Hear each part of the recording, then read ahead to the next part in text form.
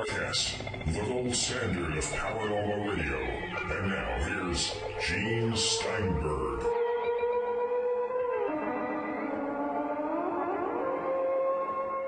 Our guest host this week is Paul Kimball. And maybe we should bring our listeners up to date on all the happenings in the Paracast forums.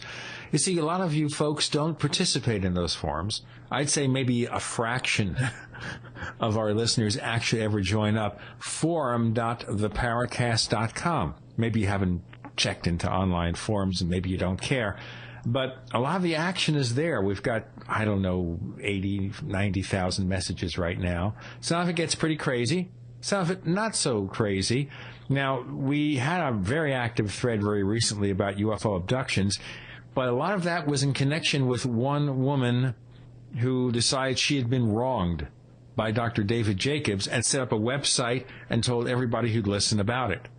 And then, maybe you saw this message, Paul. I said, okay, you know what? You've had your 15 minutes of fame. Since you've made such a big deal of this, tell us who you really are. Never heard from them again. Well, Gene, you and I, as I think you know, had a somewhat different point of view on the Emma Woods story, or as David Jacobs called her, wasn't it Alice? Was that the name he used for her? I can't remember. Alice in Wonderland. You say that she claimed that she was taken advantage of or abused by Dr. Jacobs. My point of view is I have absolutely no doubt that she was taken advantage of and abused by Dr. Jacobs.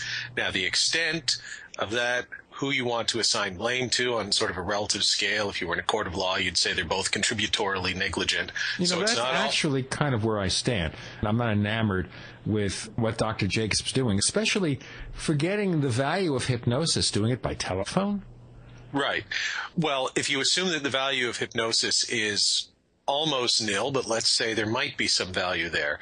It's like cloning. You can take that original value, whatever it is, and then you can degrade it even further by doing it over the phone. I think everything about the Emma Woods case, you can leave aside the question, and I know some people have questioned her own mental state, and I think she probably does have some mental issues. She was seeing a therapist, apparently, before she ever went to Jacobs. That doesn't mean, as one poster on the Paracast forums infamously said, that she was bad, something crazy.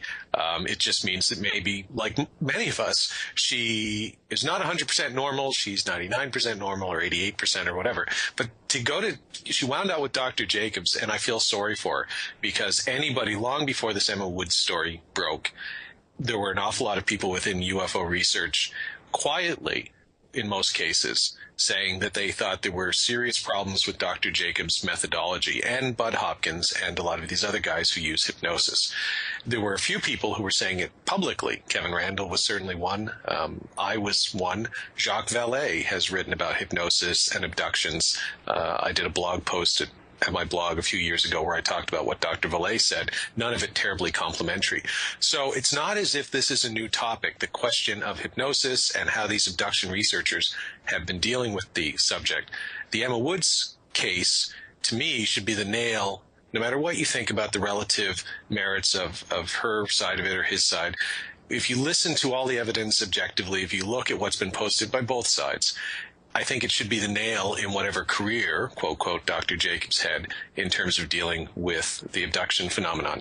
I don't think Dr. Jacobs should be allowed anywhere near anybody who claims to have had an abduction experience. Whatever that phenomenon represents, I think it's time for Dr. Jacobs to quietly ride into the sunset. And, for his own sake, the best thing for him might be to sort of say, you know what, maybe I did some good work in the past in terms of researching the history of the UFO phenomenon, other things.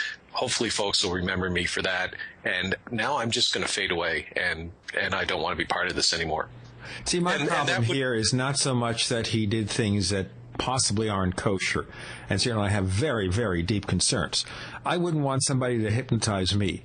And if they did, I'd want somebody who was at least trained, a trained mental therapist, not a history teacher or something, So that's taking it far. I mean, as a kid, I would hypnotize my friends, but we're having fun. We weren't doing it for therapy. I also freely admit that I'm probably quite crazy. On the other hand, I think Emma Woods was using this grabbing onto it and maybe trying to basically create a community around herself a little bit more than she should have. She should also have decided, if she is reasonably well, at one point to simply hang up the phone and say, this is enough. She didn't have to keep calling him. She didn't have to participate in these sessions anymore. If he's being as abusive as she says he is, hang up the phone, give it up. On the long haul, I would hope that we'll find a way to investigate these things without hypnosis. On the other hand, we have a problem. What about so-called missing time? How do you recover memories that may not be there? Well, I would go back to the Emma Woods thing again. And I think this will probably be the final time that I say anything about it.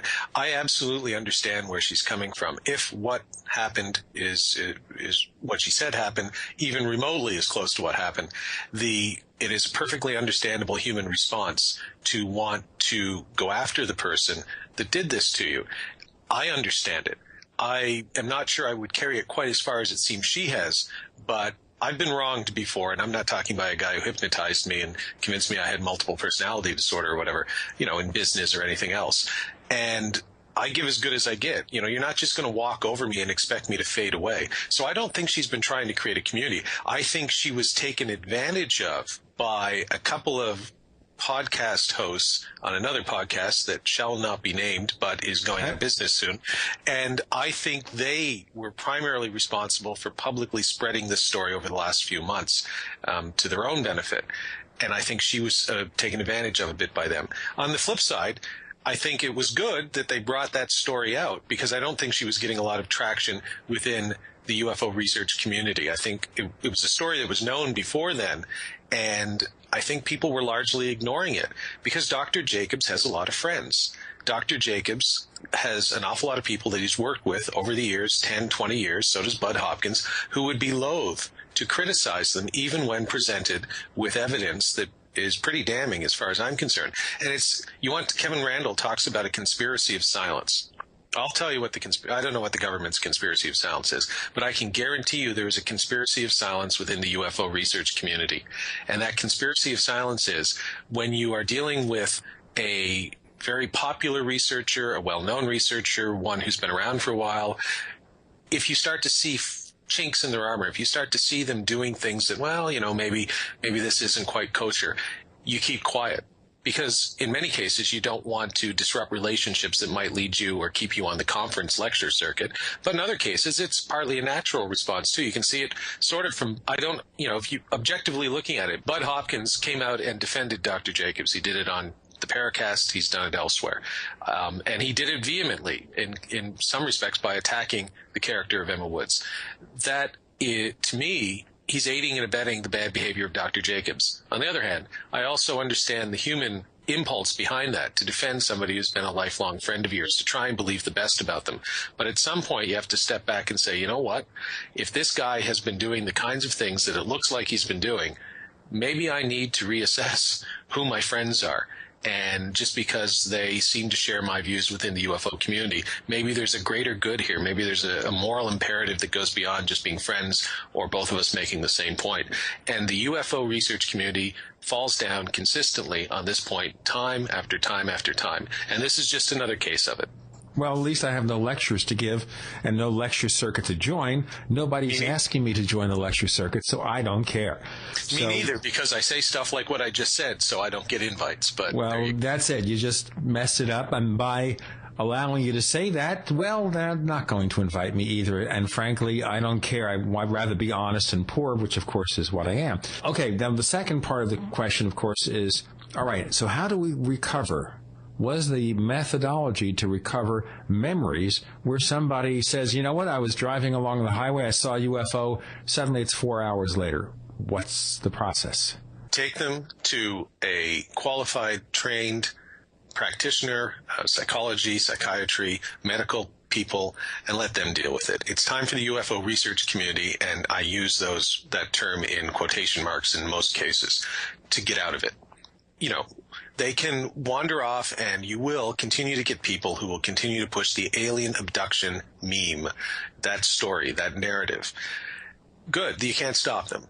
However, If you really want to look at what's happening with these people, there are trained professionals that should be looking into it. You're not qualified to opine on that. I'm not qualified. I'm suspecting, although without knowing for sure, that nobody on the Paracast forums is really truly qualified, unless, they have a psychology degree or something. So I think it's time that, that end of it, that entire thing we transferred over to them. And if there are physical aspects of the abduction phenomenon, there are ways to research the abduction phenomenon. If anyone's listening to me, don't think for a minute that I'm saying we shouldn't look into this as UFO, whatever, paranormal researchers. It just shouldn't involve dealing with recovered memories, psychological issues, and all that sort of stuff. We're not trained for it. And even if you were trained for it, you might get somebody within the UFO field who was biased. It should be an objective person who's looking at this. But there are things that you can do. You can look for physical evidence. You can go and invest. If somebody calls and says, look, I was in my house, I was taken out of my bed, I'm missing time, or I was driving my car, whatever, you can conduct a physical investigation of that site to look for any evidence. If there's no evidence, well, that's interesting. You can set up cameras. I'm shocked that this is not done more often. When we were ghost hunting, filming ghost cases, we had a DVR camera system. So you would have if you watch any episode, you'll see it. In fact, we caught some very compelling footage that we've shown a number of experts and they just shrug and go, that's not a camera artifact. We can't explain what it is. Set those cameras up. If I've been having these abduction experiences coming out of my bed, for instance, missing time at night, whatever, set the 4 cameras up in the room and see what happens. And don't expect to get results in a day or two. That's the other thing ufology, UFO research seems to be lacking is patience these days. Stick it for the long haul. Run the test over 6 months or 12 months or however long it takes and see if anything happens. If nothing happens, then I think you're probably looking at something where the problem or the issue lies with the person who's reporting it. And it's an internal thing, not an external thing. But who knows, if you run these kinds of investigations, real investigations, not people with pocket watches trying to hypnotize somebody or somebody calling somebody in New Zealand going, I'm hypnotizing you now to recover memories. And by the way, you have multiple personality disorder. Toss that stuff and go back and do real investigation. CSI, crime scene type investigations. And also, not just in the past, but what's coming in the future. Set up cameras, have people monitor it. Those are things that can be done relatively inexpensively. And it sure as hell beats sitting down and hypnotizing people to try and recover memories. A process that even in the hands of the most trained, most qualified professional is controversial, let's say, at best. I was going to say debatable, but I go along with your similar characterization of what that is. I will say this, ladies and gentlemen. I think if you had the cameras there, you wouldn't see anything. It doesn't mean the experiences are not real, but I think a lot of them are internal. We'll see what happens. We have a guest who is returning for his second appearance on the Paracast. He's somebody who was an insider. Tell us about Nick Pope. My good friend Nick Pope. The man does like his beer, and so do I. So every time Nick and I get together, we always have a lot of fun. He was the head of the Ministry of Defense's UFO desk. Again, a controversial claim. There are critics of his within the United Kingdom who say that he was basically just a paper-pushing clerk.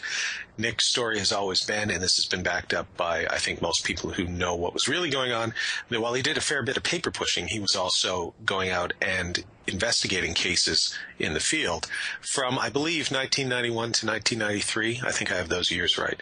After which, before and after, he was involved in other work at the Ministry of Defense, eventually retiring, I think, about a year and a half or 2 years ago. And now he's in the private sector as a researcher, writer, media personality, bon vivant. So the thing about Nick is people have often said he's very hard to pin down. I've been there at parties and people will often ask him questions about things that Nick cannot tell you the answers to, because he's still bound by the Official Secrets Act, and I don't understand why people don't get that. But once you leave the Ministry of Defense, you can't just go, well, okay, here's the truth. We really did kill Princess Diana, or whatever. I mean, if that sort of stuff. I actually saw somebody ask, or was there when somebody asked him that question once. Did MI6 really off Princess Di? And Nick just took a drink, smiled, and said, well, even if they did, I couldn't tell you. So, what we'll be talking to him tonight, with that caveat, we'll try and get as much information out of Nick Pope as anybody has ever gotten out of him. But we won't ask him about Princess Di. Nick Pope coming up next on the Paracast. I have a feeling we're not in Kansas anymore. Hi, this is Tamar from Namecheap. We're a domain name and web hosting company, and we really care about our customers. With domain name purchases, Namecheap offers free SSL and free WhoisGuard for a year to protect your identity from spammers. We won't bother you with unwanted messaging in your inbox or upon checkout, but most importantly, we care about you, our customers. Your satisfaction and happiness is our primary focus because your support means so much to us. If you'd like to learn more, please visit us at radio.namecheap.com for web hosting and domain name specials. You can also follow us on Twitter at twitter.com/Namecheap, where we host many great contests, or become a fan of ours on Facebook at facebook.com/Namecheap. See you online. We want to hear from you. If you have a comment or question about the Paracast, send it to news@theparacast.com. That's news@theparacast.com. And don't forget to visit our forums where you can talk to fellow listeners. Just go to theparacast.com and click on the forum links. That's the forum links at theparacast.com.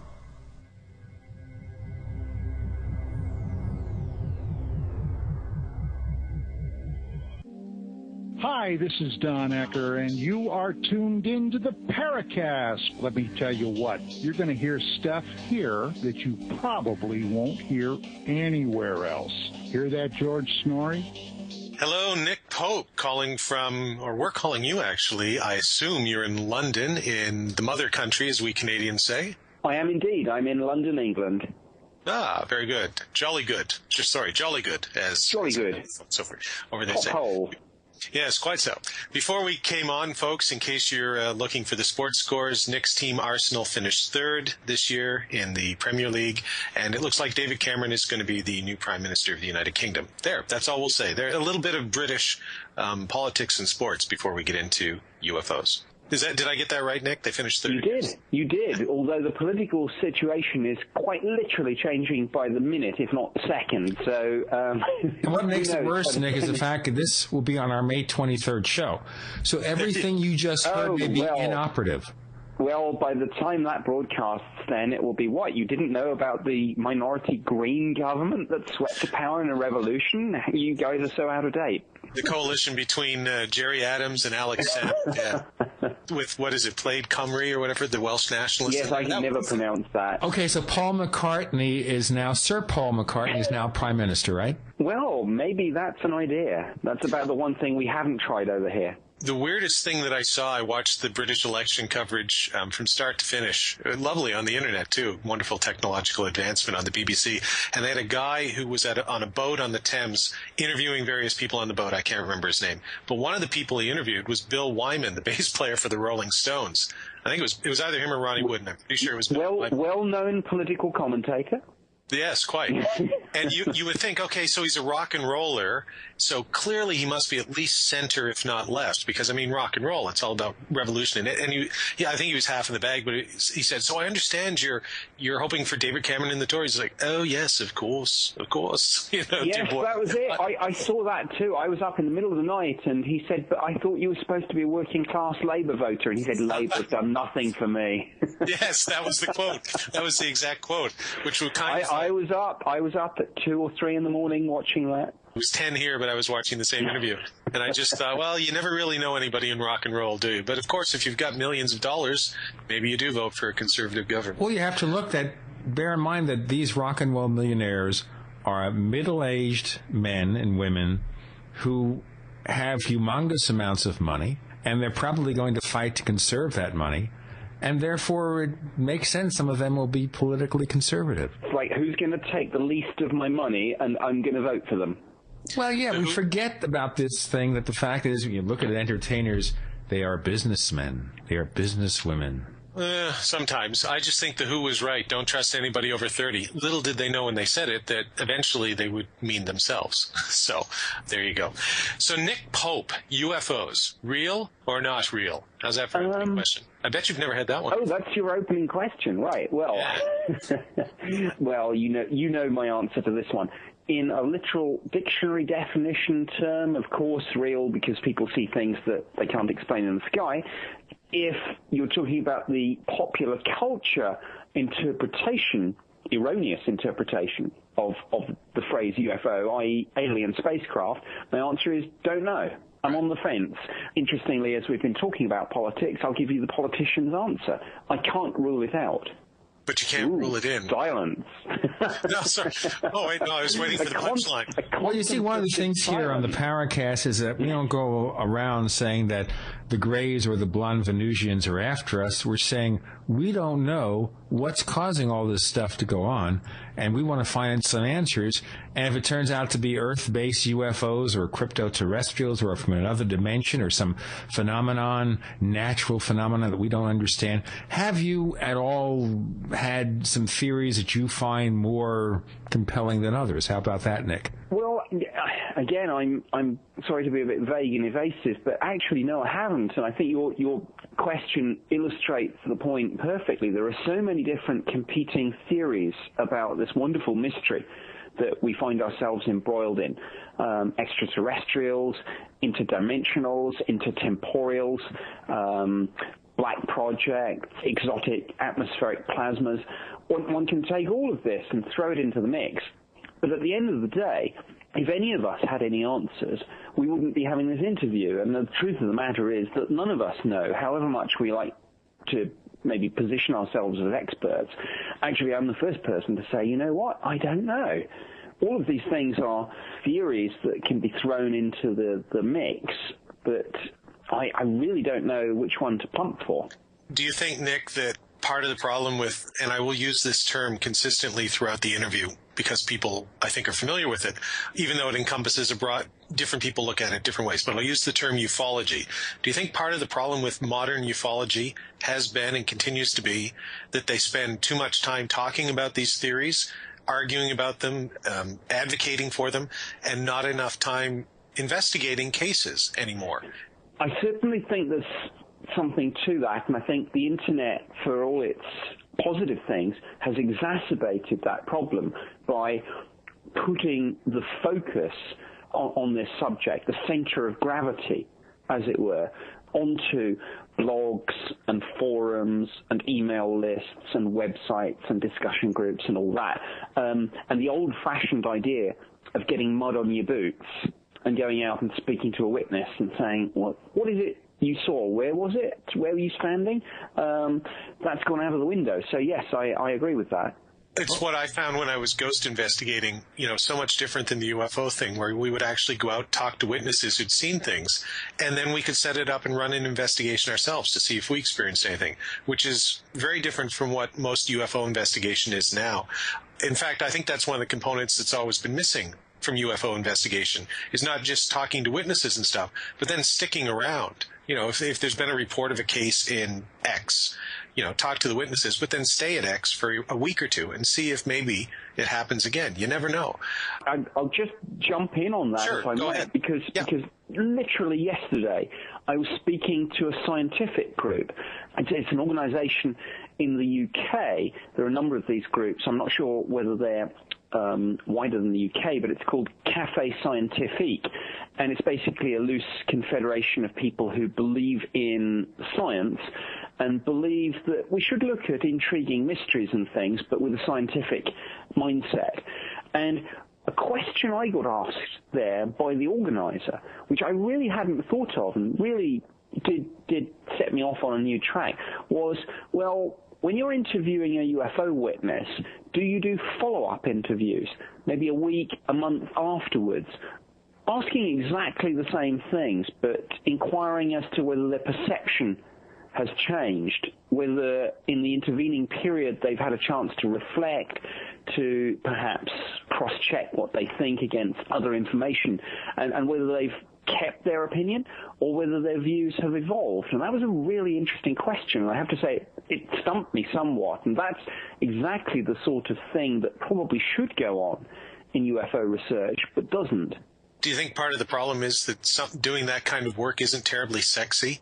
It's much easier too, but it's also cooler perhaps to stand up in front of a crowd or go on a radio show or whatever, write a book and say, well, clearly here's a couple of cases, and by the way, now I'm going to talk about the theoretical implications and aliens from Zeta Reticuli or whatever, as opposed to actually getting in a car, driving to wherever and doing those kinds of, I mean, before you came on, Gene and I were having a discussion about abduction research to an extent. And I was saying, look, one of the things that if you want to do serious research into abductions, you shouldn't be hypnotizing people and messing about with their brains. You should be setting cameras up in their bedrooms or wherever, if that's the locale where it's supposedly happening, and running a prolonged investigation over a prolonged period of time. Do you think part of the problem with modern ufology is they just don't have any patience? I guess I'll give 3 answers to that. 3 for the price of 1. Nice. 3 for the price of 1, in reverse order. By the way, this means, Nick, you're going to send us a bill, right? Oh, gosh, yes. Well, I don't pay the bill. I send him to Paul so he can ignore the bill. Okay. Well, now, the third answer I'll give, I'll do this in reverse order. Third answer is, yeah, we're not very patient. We're in the YouTube generation. People these days watch TV on YouTube and sites like that, so they go to their favorite clips, or it's like, did you see the bit in that 1-hour program where this happened? And they'll watch something for maybe 2 or 3 minutes. Attention spans are declining, I think. So that's one thing. I think, yes, our attention span is just decreasing, so we don't have time in our busy modern lives with our multitasking, etc., to maybe go out and do the things that we should do. Another point is I think that, again, in the modern era, there is this tendency to try and showboat, and I'm trying to answer this question without incriminating myself, because arguably I'm one of the worst offenders as somebody who does pop up on things like Larry King and Geraldo and Fox News and things like that. But yeah, I mean, self-evidently, if you are in this field and you get a call from, say, a producer, and it's like, well, would you like to come on Larry King and talk about this? Chances are you will say yes. Yeah. And if it's a choice, I mean, look, let me be totally honest with you. If it was, well, you know what, I was going to re-interview that witness and go out at 2 a.m. and traipse around in the corner of a muddy field in the freezing cold, or I was going to go on Larry King, I think I know what I would do. So I'm not necessarily proud of that in investigative terms, but I'm just trying to say that is the real world, whether we like it or not. Well, but at least you've done some investigation. So yes, I have. So hopefully it's those credentials that get me on the show in the first place. But that's not always the way that television works, of course. Sometimes they'll go for people who've just got a sensational story to tell or a few good sound bites, whether or not they've walked the walk. Yeah. They also, Nick, want to have the Reader's Digest version of the answer. What does it all mean, Nick? They want disclosure, and this gets us back to one of the other issues in the UFO field, which is not just being lazy and not following up and spending more time dealing with the implications of something we know nothing about, but hoping the governments know. Now, obviously, you were on the inside, but you're constrained by the fact that you were working for the UK government. You couldn't tell us if you knew, could you? I probably couldn't, because I've signed the Official Secrets Act that binds me for life, but I suspect that I could probably hint at it. But I can actually say, with hand on heart, the scary truth, certainly so far as the British government is concerned, is that the powers that be, the establishment, the government, the military, the intelligence agencies, actually know more about this than you or I, on the average person in the street. You know, you won't go to some Air Force base. You won't be able to pull aside the hangar doors and there it is, some great crashed spaceship. It's not true. So from that, let me follow up and say, or ask you, Roswell, crashed alien spacecraft or not a crashed alien spacecraft? Because as you know, much of modern ufology is hinged on Roswell and the idea that alien spacecraft had crashed. But from what you just said, it sounds to me like you're saying that all of that is not true, that there is another explanation. No, I'm not so much saying it's not true. I'm saying certainly with regard to Roswell, I don't know. Look, I mean, I did this. I worked for the Ministry of Defense for 21 years. I did 3 years on the UFO project, but my terms of reference were strictly national. So the things that I did were entirely UK. So I had no official access or knowledge into anything that the American government may or may not know about this. You know, when I look at the field of ufology, and I'm sure we'll get on to discuss things like exopolitics and disclosure, when I see a number of people, and I'm not going to name names, but when I see a number of people who are absolutely certain that they know the answers, the more I think, you know, as somebody who served for 21 years in government, show me someone who says, I don't know, and they're the real deal. The person that says they know the answer to everything probably isn't.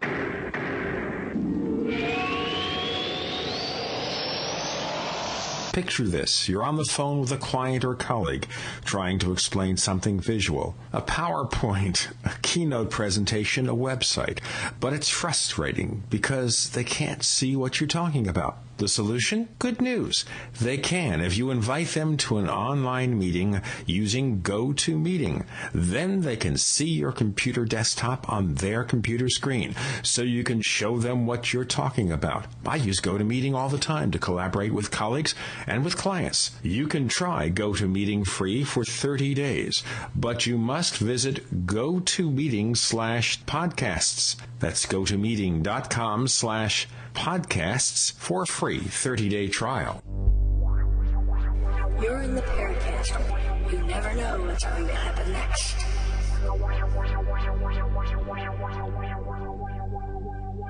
Our co-host, Paul Kimball. We have Nick Pope, who was once on the inside of UFO investigation, I guess the UK equivalent of Captain Edward J. Ruppelt. Remember him? Before your time, way before, probably. Well, I remember him certainly in terms of if anyone ever asks me to recommend a UFO book, I actually recommend his. I say, you know, it's maybe long forgotten, a little bit unfashionable, but it'll probably teach you more about ufology than anything else on the bookshelves. Okay, now we mentioned disclosure, and we have certain people who go around saying, we want the government to tell them. There's nothing new about that. Major Donald Kehoe did that in 1956 with a book called The Flying Saucer Conspiracy. So are we suggesting then these people are basically barking up the wrong tree when they make these demands? Yes, I think they are. I think there's what I call the demonization of government. And this is the idea that government here are the bad guys, the military are the bad guys. They are somehow the custodians of some great secret that they're keeping from the people. And when you have that adversarial relationship, when you have we are good, they are bad, we're for freedom, they're for cover-up, we're for truth, they're for lies, you won't actually get anywhere, not least because these people won't engage with you. And as I say, it comes back to the point, I think, that what if, as I actually believe is the case, government doesn't know about this, isn't keeping some great secret from the people, is not withholding the truth. So all this effort that goes into kind of trying to break down some conspiracy, some cover-up, is wasted effort because the conspiracy and the cover-up isn't there. My point is this: if all that passion, if all that energy, if all that time was reconfigured onto something more constructive, be it mud on boots investigation, be it targeted FOI requests that might turn up some interesting material, then I think we might be better off.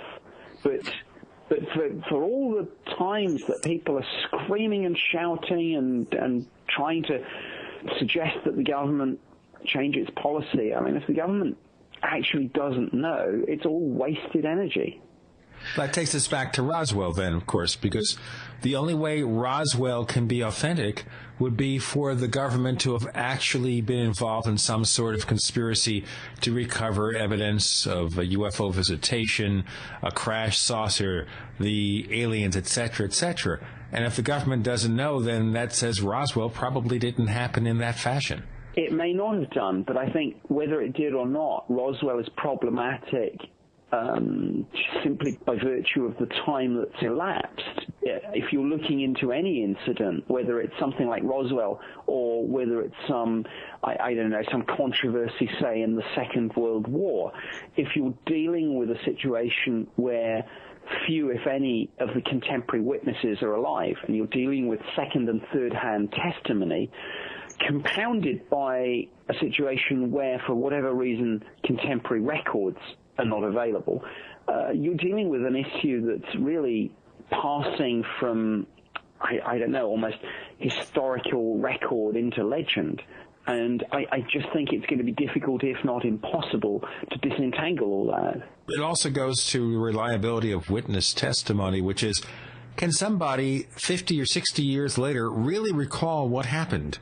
Because their minds have been polluted by a lot of pop culture about UFOs. So something really happened in 1947, and you don't get to these people till 1977, 87, 97. After they've had a lifetime of experiences, can we really depend on what they tell us? Well, I think that would need a psychologist to answer it, but I'll give you a little personal anecdote.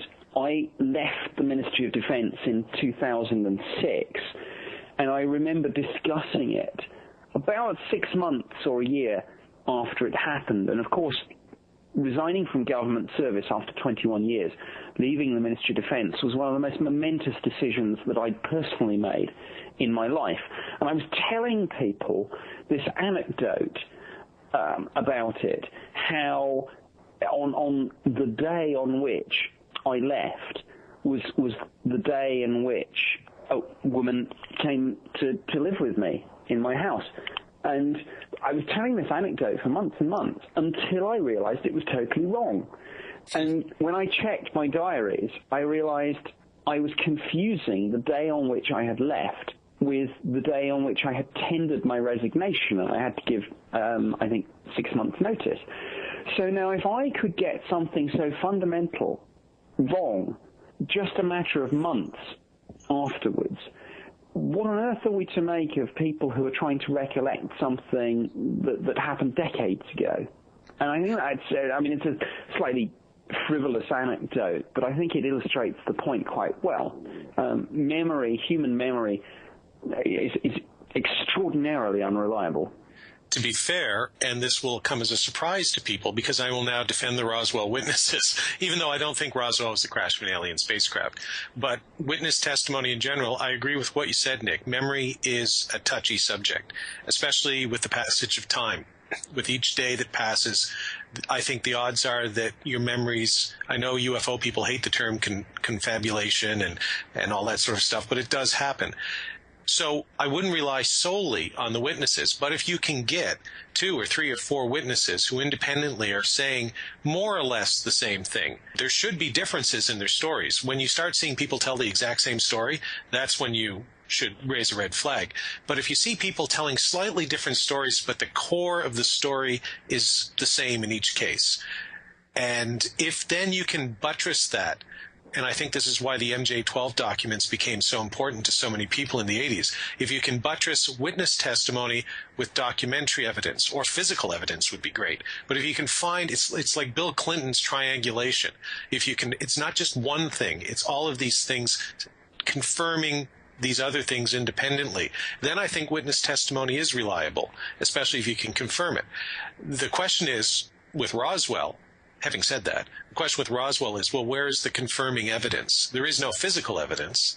So then you're left with, okay, you either need other witnesses who can confirm it, all of whom have the same problems that Gene and you have talked about with memory and time elapse and all that sort of stuff, and you don't have any documentary evidence, unless you, of course, accept the MJ-12 documents as legitimate, which most of ufology doesn't. So as you said, and Nick Redfern and a bunch of other people have said, the Roswell case is a very difficult one to deal with, which is why I sort of say, well, okay, don't then say that assert it as a proven fact. But there are cases, look at this, here's a radio segue for you boys, there are cases that are perhaps better than Roswell. Nick, what are some of those cases? I polled you and I interviewed you for my film Best Evidence, Top 10 UFO Sightings for Unabashed Plug. And you gave me your list of top 10 cases, and you might not remember what you had as your number one case, but I believe it was either Cosford or the Belgian Triangle case. So you know what? I'll split the difference and ask you to tell us about both of those cases and why you think they're among the best UFO cases ever. I'll do that, and seeing as this is quite a lengthy interview, we'll probably move on to vent orders later. Yes, absolutely. may well have been somewhat in my mind as well. Let's start with the Belgian Triangle. Let's do this in chronological order then, setting aside Rendlesham. But Belgium had, of course, had a wave of sightings starting in 1989.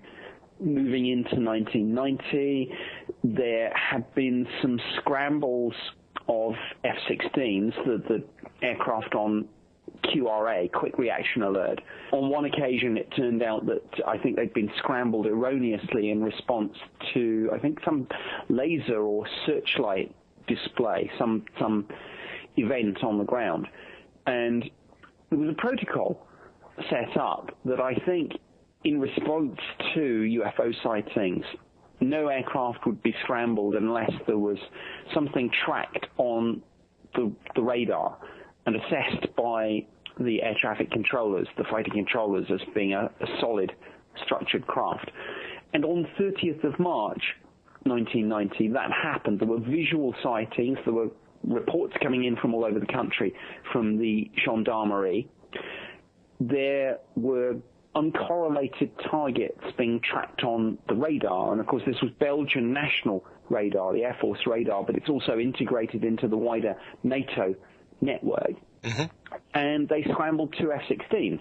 The F-16s got airborne. The pilots picked up the UFO on their airborne radars. They attempted to lock on, not to shoot this thing down, I hasten to add, but to try and intercept, to get a closer look. And basically the UFO, whatever it was, they lost the lock. Maybe the UFO evaded. This bizarre game of cat and mouse, as it were, played itself out in the skies over Belgium for a period of time. Skeptics talk about anomalous propagation, maybe certain meteorological conditions that can give rise to false radar returns. They also suggest perhaps that there was some secret prototype aircraft or drone being test flown in Belgian airspace to see whether it would actually show up on radar and how people would respond in real time. General Wilfred de Brouwer, who was Chief of Staff, I think, of the Belgian Air Force at the time, said no, as far as he was concerned, this was a real incident, it was a solid object, and it was a genuine unknown. So it's a fascinating case.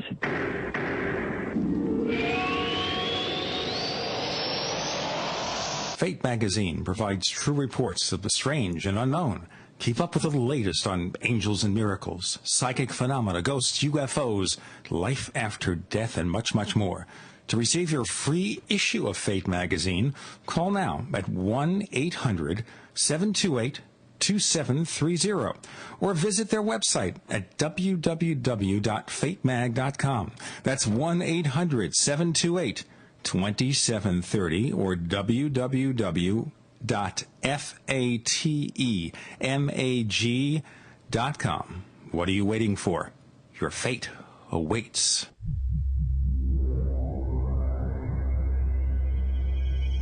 You've entered another dimension. You've entered the Paracast.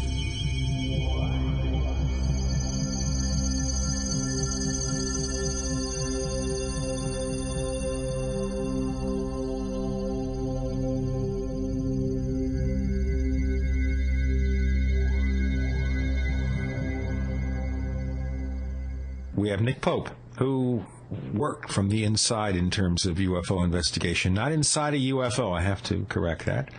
Our co-host is Paul Kimball. Yeah, just to go back to the Belgian case for a second, Nick, what about some of the explanations that have been put forward? The most often one that you will hear, which, as far as I can tell, the Belgian authorities, including General de Brouwer, said, well, no, that couldn't be. But you often hear skeptics, well, you and I are skeptics, you often hear disbelievers, that's what I'll call them, who will simply say, well, of course, it was a top secret American military aircraft, and they didn't bother to tell the Belgian Air Force or anybody else. Two things about that. What do you think of that explanation? And two, is it, just in general, is it possible that many UFO cases could be top secret experimental aircraft, that perhaps even elements within, say, the United States Air Force or the Belgian Air Force might not know are going on, even as other elements within the Air Force or the government are conducting these experiments? So kind of a two-pronged question. How does it apply to Belgium in particular, but how does it apply to UFO cases in general? Okay, I'm going to do this in reverse order again. On the general point, yes, absolutely. Of course, at any given time, there are various secret prototype aircraft and drones, some experimental, some actually operational, that will be flying around that have not yet been publicly declared, that you won't see at the big air shows for 10, maybe even 15 years. So I think that's taken as a given. But to qualify that, you don't tend to fly those things over the heads of the general public. You tend to fly them in fairly remote, restricted ranges, danger areas, and such like. So I think, yes, we... Like Groom Lake. Like Groom Lake. Exactly. Yeah. Yes. So yes, there are black project, secret prototypes, but I actually don't think that they explain an awful lot of these UFO sightings. Now, in relation to Belgium, you said, could this have been an American project that they'd flown over and that they had maybe either forgotten to notify or more likely this, I guess the question is, well, maybe these things are on such a limited need to know that you wouldn't declare them to maybe the Belgian authorities. I think the difficulty with that theory is this. Territorial integrity of your national airspace is amongst the most touchy of issues when it comes to this sort of thing. And diplomatic clearance has to be sought when you're flying any aircraft into another country's airspace, whether or not you're an ally. You know, even if you're the best of friends, it's a matter of national pride. It's almost impossible to put it into words, but you can be the best friends in the world, but you can't do that. The other thing is, look, if you were running a test to fly some sort of secret prototype aircraft or drone into controlled airspace to see whether, without notification, people detected it, to see how they responded, you wouldn't actually want the additional complication of it being another country. You would just do it to your own people. So when you're doing those sorts of tests, if it's an American drone or aircraft, you would simply try and penetrate American airspace. Because otherwise, I mean, the consequences in terms of the diplomatic fallout would be immense. I'm not a believer that the Belgian case is attributable to Americans probing Belgian defenses, because in my experience, that's not the way it works. I think that's actually a great point that you don't often hear even people within the UFO research community talk about. They're often divorced from the political or historical realities of the real world. And there are very real world, as you point out, which people who are familiar with political or military policy would know, very real world consequences of doing something as the American Air Force are alleged to have done over Belgium. I can tell you as a Canadian that the Americans would be ill-served to be trying to fly test aircraft over our national airspace. And a further complication would be, I would think, that you wouldn't want the Belgian Air Force or any other Air Force scrambling interceptor jets on the off chance that they might actually shoot your test aircraft down. Absolutely. Absolutely. You know, it seems pretty risky to me. For all sorts of reasons, political and military, that one, if you'll excuse the pun, doesn't fly. Very good, very good. I like that. That's a good pun. Oh, that's sharp. Yeah, it's very punny. The Cosford case, then, and I'm just going to say one word to you before you even begin to talk about Cosford, and then you can bring this part of this word into your Cosford discussion. Helicopters. Go ahead, Nick. Talk about the Cosford case. Okay. Well, before I start with the Cosford case, let me actually unpack, as we like to say, one rather interesting little piece of trivia about this incident. Okay.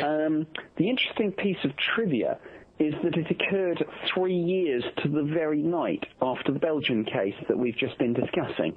Oh. The Belgian case was late on the 30th and in the early hours of the 31st of March 1990. The Cosford incident took place over a period of 6 hours. Guess when? 30th of March, 31st of March 1993. Right in the middle of my time on the UFO project. As I say, a wave of sightings. The earliest one, I haven't got the file in front of me, it's been declassified and released now by MOD, but the earliest sighting, I believe, 8:30 on the 30th of March. The latest one, 2:40 in the morning on the 31st. Sightings witnessed by several hundred people that we know about, probably a lot more that didn't report. Many of those witnesses were police officers, military personnel, and particularly, the reason this incident is even known as the Cosford incident, 2 military bases, 2 Air Force bases, Cosford and Shawbury, were directly overflown by this. A patrol of Air Force police officers saw it at RAF Cosford, and the Met officer at RAF Shawbury saw this. Now, the Met officer is someone who I've spoken to on a number of occasions. Firstly, of course, literally just 3 or 4 hours after he'd had his sighting. This was a man with 8 years' experience in the Air Force, and he said he saw this large triangular-shaped craft, midway in size between a C-130 Hercules transport and a Boeing 747, flying slowly towards the base, maybe no more than 30 or 40 miles an hour, 200 feet above the ground, 200 feet maybe to the side, firing a narrow beam of light down at the ground that he said was tracking backwards and forwards as if it was looking for something. He said there was a low-frequency humming sound coming from this craft, quite unpleasant, rather like standing in front of a bass speaker. He said he could feel this as well as hear it. And he said suddenly, from going very, very slowly, the beam just switched off and this thing accelerated away to the horizon. His words, many, many times faster than a military jet. And this was a man with 8 years' experience in the Air Force. So what do you make of it? I mean, I don't know. There's that's sort of, that takes me back to my days briefly in a courtroom. Just sort of go, well, what do you make of that? Yeah, no, I don't know. My head of division, I was the desk officer, the subject matter expert, as it were. My head of division, considerably more senior than me, thought that the whole UFO issue was a waste of time and money, didn't want the UFO project embedded in his division at all. Even he, on this occasion, got quite excited and on one occasion almost literally ran into my office with a map that he'd drawn on his own initiative, trying to plot out the track of all the sightings. And he was telling me that he'd found some sort of pattern, which actually I don't think he had, but some interesting insight into the psychology of belief that this die-hard skeptic, this dyed-in-the-wool civil servant who thought this whole thing was a waste of time and money was suddenly, Nick, look at this. Look what I found. He briefed the assistant chief of the air staff, a 2-star military officer, one of Britain's most senior Air Force officers. And again, I haven't, I'm afraid, got the papers in front of me, but from memory, the quote was, in summary, there would seem to be some evidence that on the night in question, an object or objects of unknown origin was operating in UK airspace. So have I gotten it wrong? Because I mentioned helicopters. I vaguely remember, and maybe I'm wrong about this, wasn't that one of the explanations that was brought out for the Cosford case, or am I thinking of another case in the UK? I don't know. I mean, there was, people talk about a vast triangular-shaped object firing a beam of light. There was a letter in the Daily Mail, which is one of our national daily newspapers, but no one could actually be sure whether it wasn't actually written by a skeptical UFO buff that said, it was a police helicopter shining its searchlight. That's what I'm thinking of, yeah. Yeah, but there was some suspicion, and I got an email to say that some skeptic wrote that letter himself. The witness was an Air Force officer with 8 years' experience. And he said, look, this traveled many times faster than a military jet, something like an F-15, an F-16, something like that. Now, I know an awful lot about helicopters, but, and I'm not the world's greatest expert, but one thing I do know is that they don't do that. Well, no helicopters that we know of. No. So, yeah. You mentioned before, Nick, about the fact that the person you work with was more or less not interested in having this job, in the sense of being saddled with having to check into flying saucers. Do you think, as a result, that maybe some evidence or information you could have acquired wasn't acquired because of the disinterest? I wouldn't say that, but I think there were constraints put on my activity. I mean, my terms of reference, I think I mentioned earlier, were purely national. So I was almost exclusively limited to researching and investigating sightings that had occurred within the United Kingdom. On occasion, I could maybe make some inquiries a little bit wider. For example, on the Cosford incident, because of the similarity, not least the spooky coincidence of the dates and the fact that it was 3 years to the day after, we actually did manage to make some inquiries through the British Embassy in Brussels. And I think the British air attaché or the British ambassador managed to speak, I think, to Colonel de Brouwer, by then General de Brouwer, he got a promotion, and to the two F-16 pilots. But generally speaking, my terms of reference placed limits on what I could do. And it may well be that the skepticism of my head of division reinforced that.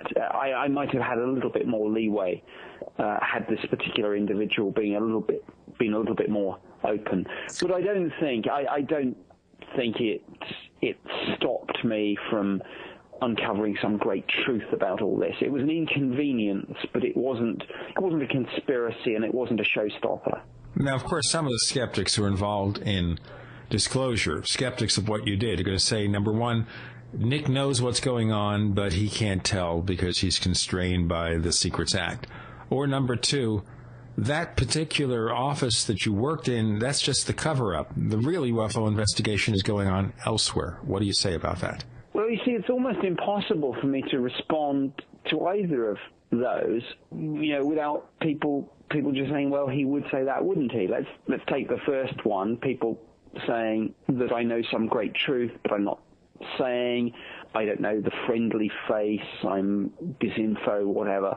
If I say to you, look, no, that's not the case, I'm actually telling it how it is, people that believe otherwise will simply say, well, he would say that, wouldn't he? So I can't really carry those people with me by my denial. Damned if you do, damned if you don't. Exactly. And on the other issue, the idea that somehow the job that I did was just some shop window and that really interesting stuff went on elsewhere, I could say, but look, the Ministry of Defense is now declassifying and releasing the UFO files. This showed that we were at the heart of everything. This showed that we had the policy lead, we had the investigative lead, the defense intelligence staff who it's been suggested were the real players here. The papers, the government files show that they were actually responding to our requests. But you see, if people believe otherwise, they'll simply say all that documentation is faked anyway. So, again, exactly as you say, damned if you do, damned if you don't. I'm not going to be able to dissuade people by saying, look at the government files, because they'll say they're all faked or doctored. Before we split for hour number 2 of this episode, where can our listeners find out more of the things that you write about? My own website, nickpope.net, the Ministry of Defence website, I think just MOD.uk, and the National Archives website. Just put in National Archives UK. Everything that I talk about can be backed up by the government's own records. I'm not one of these people that says, this, I worked here and there and take my word for it. The files show that I did. Nick Pope with co-host Paul Kimball coming up again on the other side of the Paracast. We want to hear from you. If you have a comment or question about the Paracast, send it to news@theparacast.com. That's news@theparacast.com. And don't forget to visit our forums where you can talk to fellow listeners. Just go to theparacast.com and click on the forum links. That's the forum links at theparacast.com.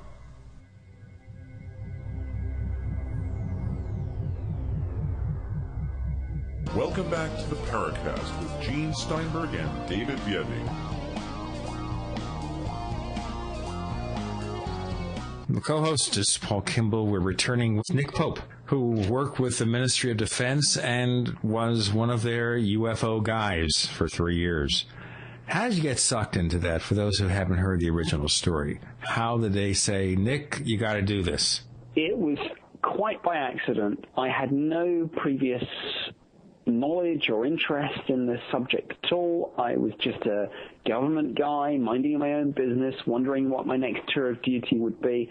I was doing a job where I'd been seconded into the Joint Operations Center as a briefer during the first Gulf War, and I happened to be working for a guy down there, and he said, look, once all this is finished, I know you're looking for a move. I have a vacancy. I'm quite impressed with your work. Would you like to come and work for me? And I said, yeah, okay, what's the job? And he said, UFOs. And I said, all right, okay, I'll do it. And that was it. So you didn't say what? No, I knew that there was a UFO job, because one of the things that young employees in the Ministry of Defense used to spend a lot of time doing was going through the big, at the time it was called the Green Book, and it was basically the telephone directory, and it had brief job descriptions of almost everyone in the department. And of course everyone had spotted this thing that just said UFOs, and everyone looked at it and said, what? So of course I was one of those people that had looked at it and said, what? And little did I know that the offer would come my way. 1,000 to 1 chance, if not more, but it happened, and yeah. Did you have any sort of pre-existing interest in the UFO phenomenon before that, or not, great knowledge of it, or was it just kind of, oh well, here's another job for you that sounds interesting? I had no pre-existing knowledge or interest. I had mixed feelings about it, to be honest. On the one hand, I guess like everyone who had flicked through the MOD Green Book, the telephone directory, and seen that job that just said UFOs, I had been intrigued, and I had thought, what on earth is that, if you'll excuse the pun? That's interesting. On the other hand, I was young and hugely ambitious, and I did worry whether something like that might not sit too comfortably on my CV. And I thought, well, look, actually, if I'm to get on and to be promoted to the more senior levels, the sorts of jobs I should be doing are the jobs in the defense minister's office, for example, SFS, SecDef, those sorts of posts where you want to get SecDef and you want to get in to the office, even at a junior level, but just to be there. And I thought, well, those are the sorts of jobs I should be doing, not this. So I had mixed feelings. Now, you had mentioned earlier in the first segment the Rendlesham case, and I suspect you think I'm going to ask you about that right now, but I'm not. I'm going to save that for later. Okay. What I want to ask you about right now is something that I don't think you talk about very often, and no, it's not your childhood. Remote viewing. Actually, we're going to hypnotize you and search for evidence of alien hybrids. Okay. Or not. I confess it all. Oh, gosh, I confess it all. I remember the last time you confessed something. Anyway, sorry. That's going to be on the next episode, ladies and gentlemen, The Secret Files of Nick Pope. After the watershed. Yeah, it was a bar in London. Remote viewing. You have on your website a page that I suspect maybe not a lot of people log on to. They probably go to Rendlesham or UFOs first or whatever. But you have a page on remote viewing, and I didn't know this until I was doing some research for the interview here, that there had actually been a Ministry of Defense study into remote viewing, and that it actually had something to do with 9/11, or at least part of it had to do with 9/11. You write here, the MOD had attempted to recruit psychics to track down targets, which almost certainly included bin Laden and weapons of mass destruction. Could you tell us a bit about the MOD's remote viewing program?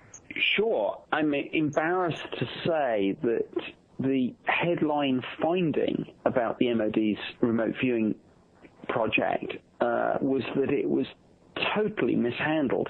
And again, don't take my word for this. You can go on to the MOD website, mod.uk, put in the phrase remote viewing, and you'll find this report that was formally classified secret UK eyes only.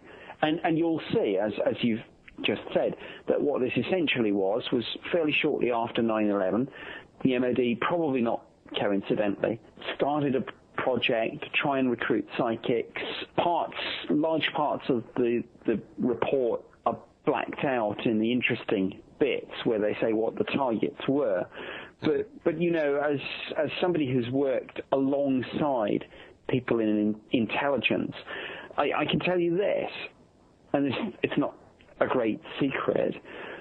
Your intelligence targets as a nation do not change. They're fixed. You may have different means of going after your intelligence targets. That may include human intelligence, i.e. agents on the ground. It may include interception of communications. It may include satellite surveillance. But your intelligence targets don't change. All you've actually got is different means of trying to access those targets. So in a sense, remote viewing is nothing more or less unusual or sinister than just another means of going after your intelligence targets. Your targets don't change. Your targets are always going to be spies, terrorists, weapons, drugs, that sort of thing. So remote viewing was just another way of going after it. Well, yes, to a degree, but I would think that most people, if you were to poll 10 people on the street in front of Trafalgar Square or here in Halifax and said, which do you think is more likely, that we're using human spies or traditional intelligence gathering methods that we would all know of from movies and stuff to go after Osama bin Laden or these intel targets, or we've got a bunch of psychics? Do you think the government's involved in that? I think 10 out of 10 of those people would probably go, psychics. No wonder we haven't found them. We're using psychics to find them. But does the fact that the Ministry of Defense, as the American government did, as the Soviet government did, as I suspect a lot of governments did and maybe still do, try and employ remote viewers and psychics in an intelligence capacity, indicate that there might actually be something to remote viewing? What do you think of remote viewing just as a subject, Nick? Okay, 2 points on this.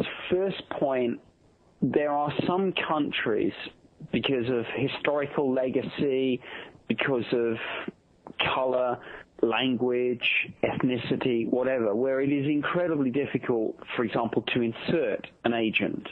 I mean, you may try and turn someone who's already a citizen, but it's very difficult, for example, to get an illegal in. And that's as much as I'm going to say about that. The other point about what do we think about remote viewing, what do we think about psychic spying, does it work, whatever. The way I would characterize it is this. This is what we called a classic low probability, high consequence situation. Now, low probability, high consequence, or as it's sometimes termed, low probability, high impact, is a term that originated in business, but it's been incorporated into the intelligence community. And as it says on the tin, what it's really saying is, look, even if you think there's a vanishingly small chance of this working, if it does, the consequences, the benefits that we would reap if we could get this to work would be immense. So that's why MOD had a remote viewing program. It wasn't because corporately we'd all bought into this idea, we'd all signed up to the idea that psychics could find these things. It was just, look, if there's a 1 in 1,000 chance that they can, let's take that gamble, because if they can, great.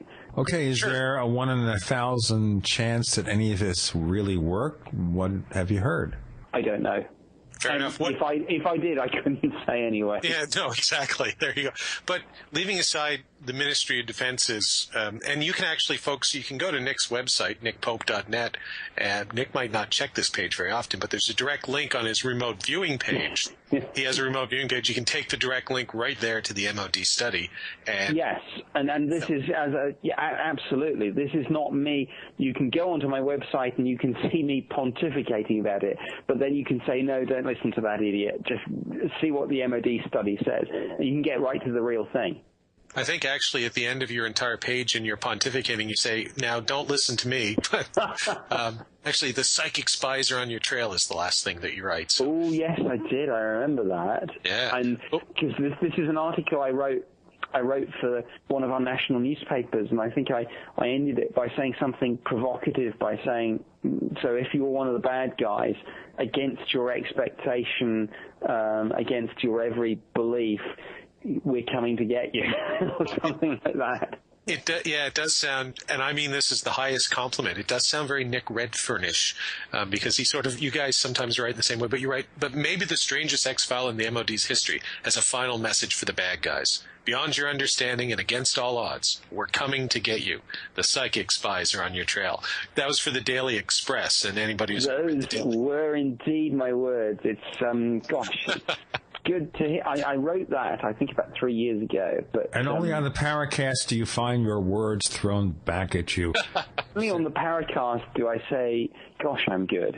You can do that. I mean, that's fine. You know, yeah, we're all welcome to say that we're good, great, or otherwise.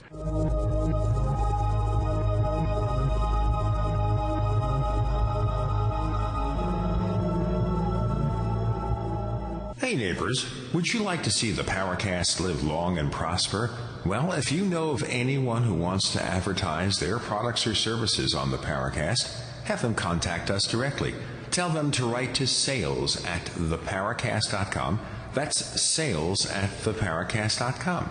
And we'll also accept your donations by PayPal. Send your PayPal donation to the same address, sales@theparacast.com. That's sales@theparacast.com. And thanks for listening.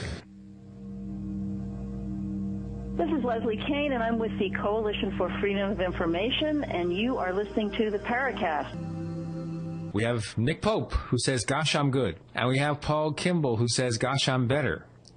And we have Gene Steinberg, who's old as the hills. Fair enough. And they were alive with the sound of music, they told me a long time ago. I think Brad Steiger said that I was here before the dinosaurs. Okay? I don't want to get into that, but let's go back to Rendlesham Forest. Let's take a journey into Rendlesham Forest. What can we learn that maybe we haven't heard too much about, Nick? Well, I'm loath to spend 5 or 10 minutes giving an overview of this case because I suspect that you and all the Paracast people will be familiar with this. So let me get ahead of that. We can go back to that if you want. But what's happened literally in the last few days, which is quite interesting, is on Facebook, I think John Burroughs, one of the key witnesses to this, has started a group called Justice for the 81st Security Police Squadron, Bentwaters. I saw that, yeah. Yeah, and he's getting a lot of these people, John Burroughs, Jim Peniston, Steve LaPlume, Larry Warren, all these people are now coming together via Facebook and probably in other places, and they're saying, right, look, this is the 30th anniversary of this case.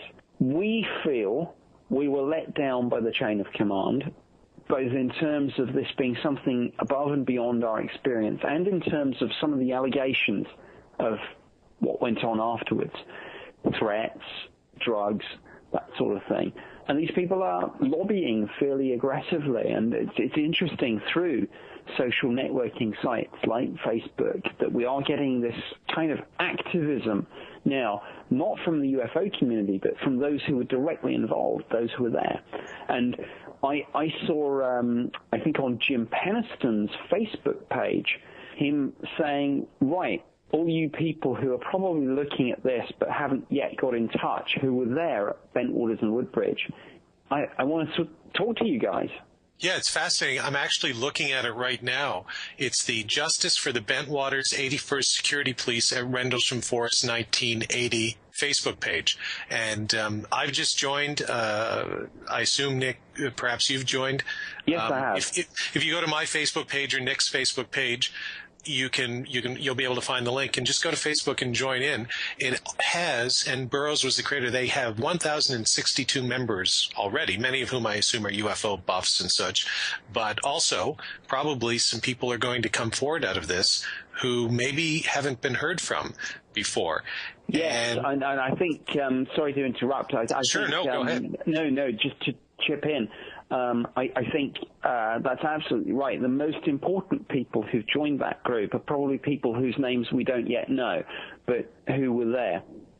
Yeah, and it's amazing to sort of, like, we were talking about UFO research in the first segment and boots on the ground and mud in the field and all that sort of stuff. Maybe all you really need is a computer, a keyboard, and Facebook. And you can start an account and link into people that way. It gets us a bit off of Rendlesham, but it fascinates me, the social networking aspect of how we all interact with people, even within the UFO research community. I remember, Nick, your Facebook page, I think about a year or a year and a half ago, I was making fun of you because you either didn't have one, you had about 12 friends. But I was going to say, well, I'm going to defriend you then. Yeah, well, the ultimate. Yeah, I've had more than a few girls who've done that. The ultimate insult to be defriended on Facebook. Ouch. But now you've got thousands, I think, of friends. Well, I think I've got about 3,500. But I'm gonna, I guess, hit this issue that a lot of people are gonna hit. That apparently Facebook doesn't let you have more than 5,000. And I know that Whitley Strieber had this because I think he hit that the other day. I guess I'm either going to have to open a second account or I'm going to have to convert my existing account to a fan site as opposed to a friend site, which I always think sounds a little bit sniffy. It's like, don't you know who I am? But I don't know. I set up a fan site for myself. So. Oh, okay.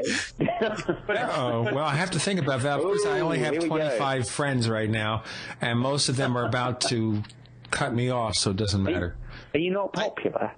I had the same. No, I have 159 fans. I had the same view, which is why Facebook has changed it from a fan site to, I think now it just says you like this as opposed to being a fan of, because I didn't want people to be fans. I just wanted to give them a place where they could read some of the stuff that I'd published about UFOs or whatever. So I'm surprised you don't have one. Maybe I'll start one for you. I will start the Nick Pope fan site on Facebook. Oh, but then I'll have all sorts of people who want to connect with me connecting to something with which I'm not involved. And, this is where it does get confusing. This is where I cackle maniacally. That's exactly okay. But going back to Rendlesham, anyway, thank you for bringing that up, though. I actually hadn't noticed that. I think somebody had sent me an invite to that particular group, and I got 20 invites in a day, and I usually just say ignore. But I've gone back and joined up. Tremendous resource. So look it up, folks, through either my Facebook page or Nick's or whoever. But go back to the Rendlesham case. That's sort of breaking news, as we say. Is there anything? The anniversary is coming up. correct, this year, isn't it? Yes, we're in the anniversary. Obviously, the anniversary itself falls in December, but we are in the 30th anniversary year. So we've got the Facebook group that we've talked about. We've got John Burroughs maybe trying to organize a physical get-together where some of the people who are involved in this literally sit around a table and brainstorm things. We've got researchers like Linda Moulton Howe doing some very good work, finding some of the people whose names are perhaps a little bit less known in this. Some of the people on B Flight as opposed to D Flight. I may have it vice versa, but a lot of people looking at this. Some TV production companies obviously looking and thinking, well, maybe there's an opportunity for an interesting documentary here. It's been done before, obviously, on History Channel, on Sci-Fi Channel, on Discovery, I think. But there's room, I'm sure, for an anniversary documentary, particularly if we could get some of the people together. The one note of caution that I would sound, and this is a conversation that maybe I would have with people like Jim Penniston, John Burroughs, Larry Warren. When people like that say that they were let down by the chain of command, I do understand what they're saying, but there is a danger, I think, in creating what I would call a them and us situation with this incident, where perhaps people like Charles Holt and maybe some of the other officers feel a little bit disincentivized with regard to engaging on this, if they feel that they're being demonized or portrayed as the bad guys. Now, it may be that there are some bad guys in all of this, but I don't actually think it was any of the people on the ground at the time. But I think there is this danger, and I know in the military there is always this difference between the officers and the other ranks.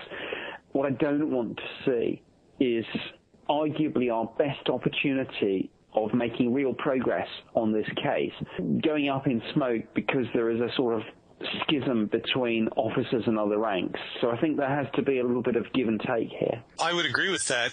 You mentioned two people who have often been at odds, not necessarily directly in the same room kind of thing, but Larry Warren on the one hand and Charles Holt on the other hand. Now, I've interviewed both men. I've spent some time with Larry at a couple of UFO conferences. He's a very engaging, sort of out there guy, which is he has an energy. That's the best way to put it. He's fun. And Holt, of course, is a totally different cat, sort of retired colonel who's very proper. And when you talk to the two of them, it's two totally different interviews. And it goes back to that Roswell thing I was talking about, or witnesses, where there are clear differences in the stories that Warren tells and in the story that Holt tells. But it seemed to me, trying to reconcile the two and trying to reconcile a lot of the other stories around Rendlesham, that there was a core where they could probably all agree on certain events happening that evening. What are the core events at Rendlesham, Nick, that you think... And this is a bit of a recap maybe for some folks, but let's try and distill it to the 3 or 4 things that almost everybody can agree on happened that night that make it one of the best UFO cases of ever. What's the core of the Rendlesham case? Well, okay, I will address that, but before I do, I guess, and I'm probably quoting your president, but I think that the Rendlesham, the Bentwaters witnesses might want to focus on the fact that there's far more that binds them together than sets them apart. I just have to say, I have to stop you there. You said, my president? I'm a Canadian. You horrible imperialist from the mother country. This is why we left the empire. Gene's president. There you go. Fair enough. All right, we're back in the empire again. Gene's president. But, if you buy into some of these conspiracy theories about the North American Union, who knows? Well, that's right. But, Canada is slowly taking over, yeah. That's a whole other show. Yes, true enough. Now, what can they agree on? What binds them together?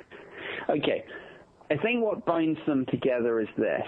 Just about everyone agrees that in the early hours of the 21st of December 1980, unusual lights were seen in the forest, and some of the military personnel, thinking that maybe an aircraft had crashed, went out to investigate.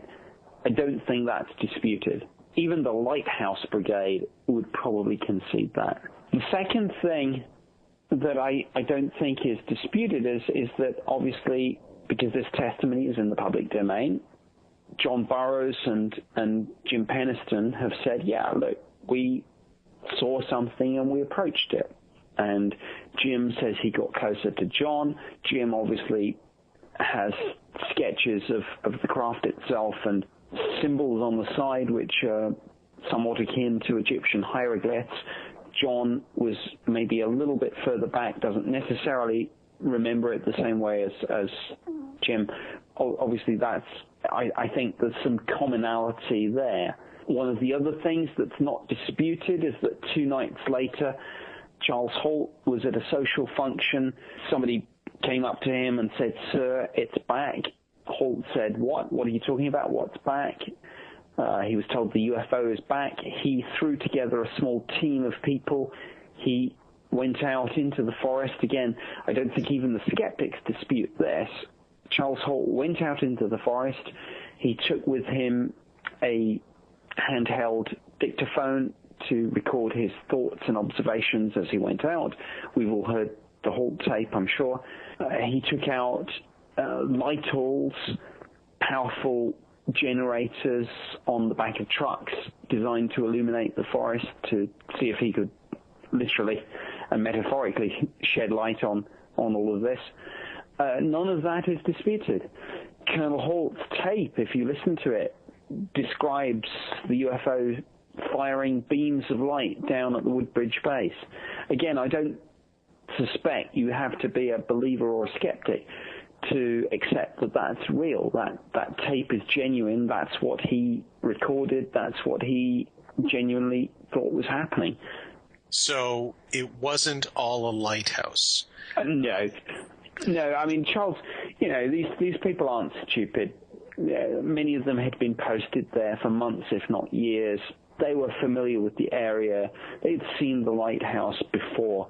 Indeed, Charles Holt, on one occasion, said he even took a bearing on the UFO he was seeing by the lighthouse. And he said, well, look, I was looking at the lighthouse there. The UFO was there.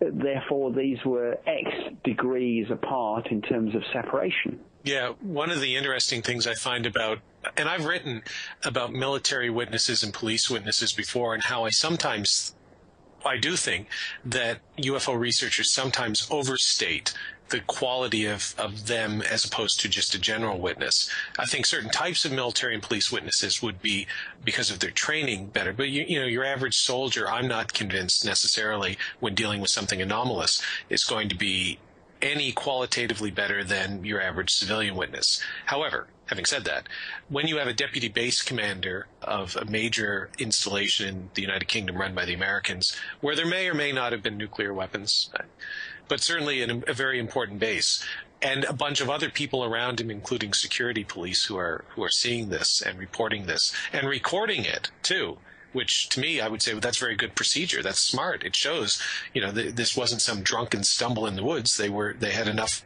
sort of intelligence to record it as they went along. It's very hard to believe these allegations, that it was a lighthouse, that all of these people somehow mistook a lighthouse that was, a couple of miles off on the shore there.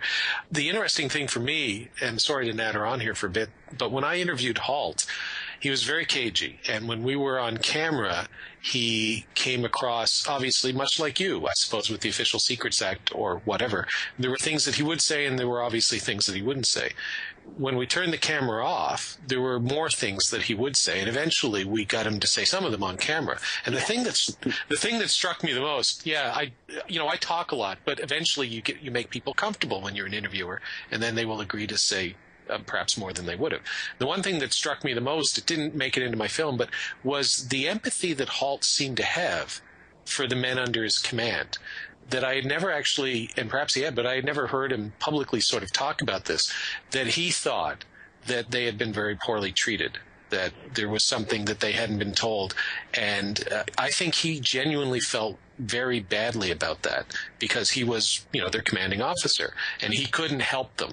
I think he felt a bit guilty about that. And so when you talk about common interests that these people have, the bridge between officers and enlisted personnel, I think that might be the bridge. I think the officers, in this case Halt, has a great deal of sympathy for the people that were under his command and feels a great deal of responsibility, that burden of responsibility for not being able to give them an answer, for not being able to help them the way I think he thinks he should have.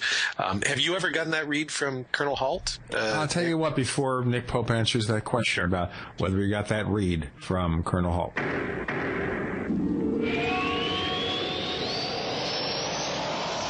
Hi, this is Tamar from Namecheap. We're a domain name and web hosting company, and we really care about our customers. With domain name purchases, Namecheap offers free SSL and free WhoisGuard for a year to protect your identity from spammers. We won't bother you with unwanted messaging in your inbox or upon checkout, but most importantly, we care about you, our customers. Your satisfaction and happiness is our primary focus because your support means so much to us. If you'd like to learn more, please visit us at radio.namecheap.com for web hosting and domain name specials. You can also follow us on Twitter at twitter.com/Namecheap, where we host many great contests, or become a fan of ours on Facebook at facebook.com/Namecheap. See you online. You're in the Paracast. You never know what's going to happen next.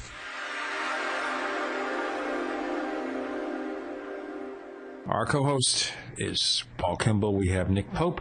And just a reminder for Paracast listeners, we have an interview with John Burroughs where he sat across from me in our main studio, June 21st, 2009. Check it out at theparacast.com for the link. Okay, Nick, we await your answer. Okay, again, recapping, just going, I guess, back to the beginning of Paul's question. I think one of the most interesting things about this is that when you look, and yes, I absolutely agree, I often talk about police and military witnesses, and I never say these people are infallible. Of course, there's no such thing as an infallible witness. But it is interesting when one gets these sorts of witnesses. And the interesting thing about the Bentwaters witnesses is that even if you say military witnesses are not infallible, in terms of the sorts of branches of the military that these people were in, it puts them just about as high up the league table as it would be possible to get, in that these people were law enforcement and security personnel. Agreed. So I think that's the one thing. Military does not mean infallible, but in terms of who these people were, they were, pretty reliable people, and in the spectrum of things, maybe people who were less likely than others to make mistakes. Now, going on to the other issue, this critical issue of the differences between the officers and the other ranks. I mean, this is a massive issue, and it has the potential to make or break this case, I think. If everything goes right, the officers and the other ranks should come together and say, look, again, this is Obama, there is more that binds us together than sets us apart. But I think if you wanted to drive a wedge between people, it would be possible to do that. And I think there is a danger here that people will feel anger about this, particularly some of the people who were maybe 18, 19, 20 at the time. This was their first overseas tour of duty. They were thrown into a situation above and beyond their experience. There was nothing in the manual on this. Very, very difficult situation. So I don't know how that's going to play out. I do hope that these people will talk to each other and perhaps not end up in a confrontational situation, but that is a danger. I think one of the most interesting things is that there are some junior officers and some medium-ranking officers whose names we know, but who perhaps we need a little bit more direct testimony from. Bruce England, Malcolm Zickler, people like that. Those are perhaps the people that we need to hear from to say, what can you add to this? One of the things that, just to pick up on something you said about military and police witnesses, and I absolutely agree about the quality of the witnesses in the Rendlesham case in particular. But the one thing that I would say that military and police personnel in particular police personnel, have over your average civilian witness, having been a police officer with the RCMP briefly in my younger days, is that the first thing they drill into you, even when you're a special constable, note-taking. When you see something, when you observe something, you don't just rely on your memory. You take notes almost immediately, and certainly very shortly thereafter, so that you have a record of what you saw. I think that's often overlooked, and I don't think most civilians do that. I don't think most people, when they see things like UFOs or whatever, would run home and write a lengthy report on what they've seen. They might tell people, but they're relying probably on memory. Whereas a police officer, certainly a military police officer, I would suspect most military personnel, are required to write reports shortly thereafter when the memory's fresh, but they've also had an opportunity to reflect for a bit about what's happened. And I think that's the perfect kind of report, where your memory's fresh, but you've had an hour or 2 or 3 to sort of step back from it and reflect on what's happened. So I just wanted to make that point. Well, that's where, again, just interrupting, but it's interesting to look at Jim Peniston's testimony and, of course, his police notebook. Yes. And that's something that's in the public domain. Again, I don't have it in front of me, but I do remember this one quote that I think he scribbled down where it said, "Speed, impossible." Yeah. Yeah. I think we have a couple of Peniston's drawings in the Best Evidence film, as I recall the clip. I will post the clip from my film when a thread pops up on this show on the Paracast forums. I'll post the clip from my film, which Nick is in. And some of Peniston's drawings are there, an interview with Colonel Halt. And hopefully folks will look. I think people are familiar with the Rendlesham case, but it really is, I think, one of the 5 or 6 best cases, and people should really delve into it much more deeply than just a surface examination of what happened. Okay, Nick, it's not a lighthouse.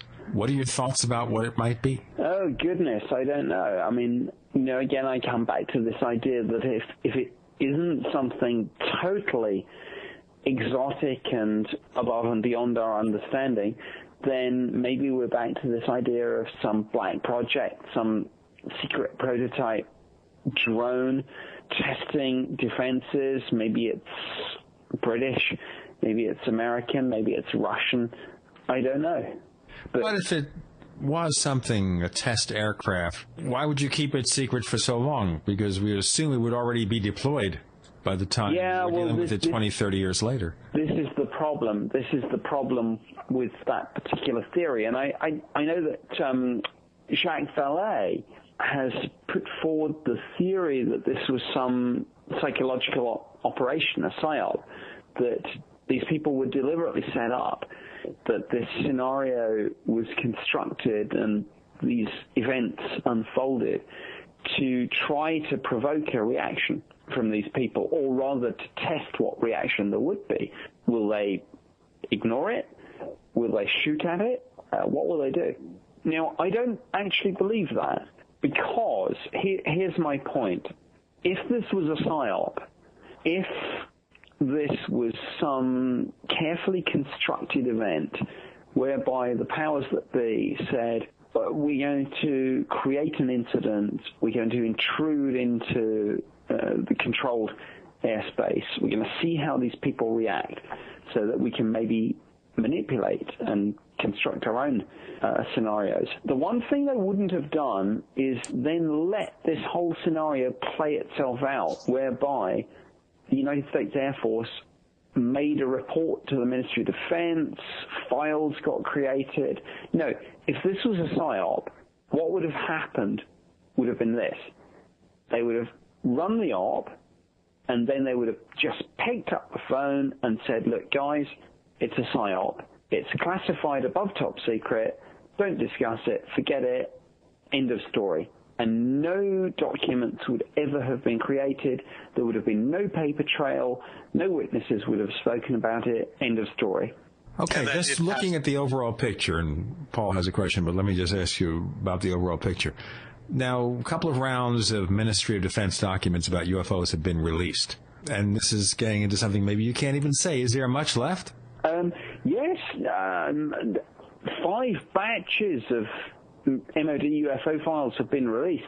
This, the declassification and release of the MOD's UFO files began in May 2008.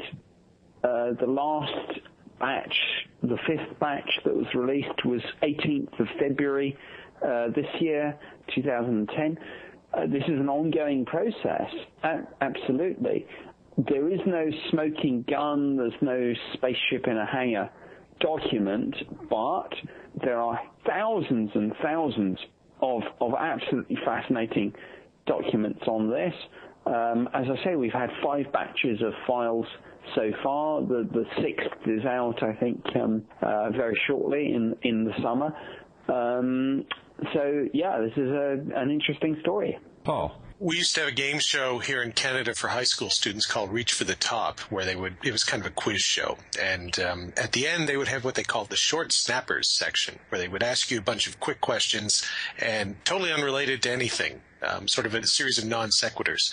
So that's what I'm going to do. I'm going to play short snappers with you, Nick, as we run into what I think are about the final 15 minutes. I'll tell you what, before we do that, before we have the short, snappy, pithy responses, I understand the chief pithy person right now is none other than Apple's Steve Jobs for those 1 to 3 word responses everybody quotes from him.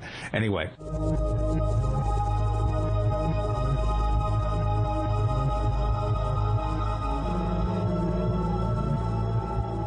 For 58 years, Fate has provided true reports of the strange and unknown.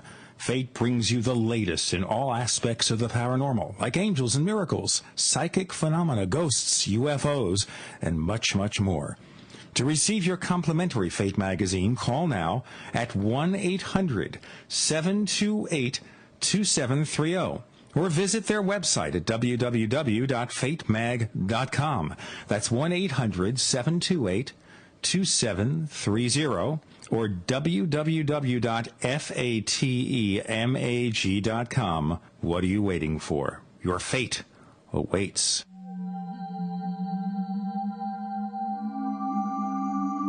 You've entered another dimension. You've entered the Paracast.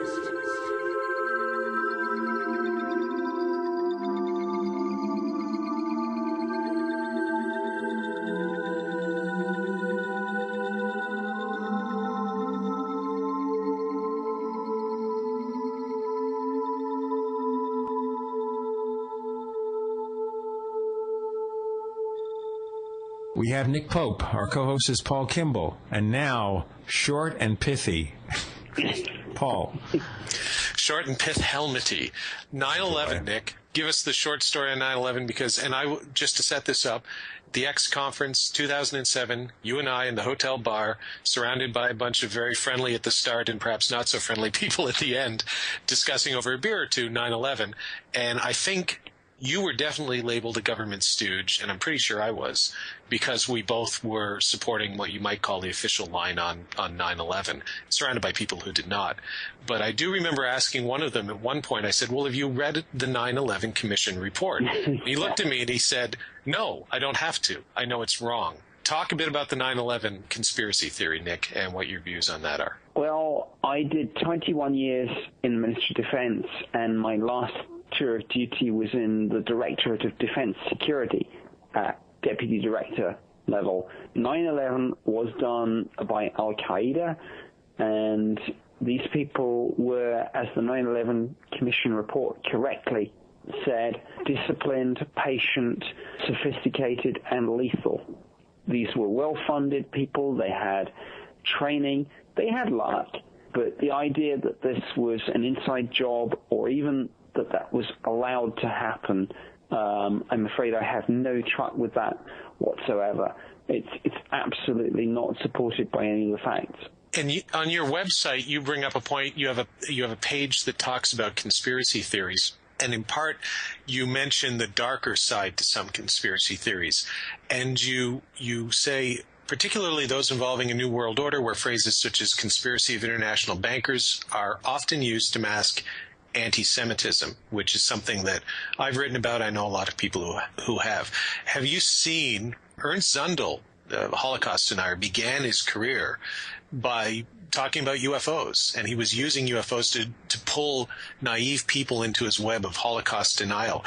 Do you still see that in the UFO field in particular, or in the sort of the paranormal or the conspiracy field in general, this sort of strain of anti-Semitism that runs through it. Perhaps you can talk a bit about that.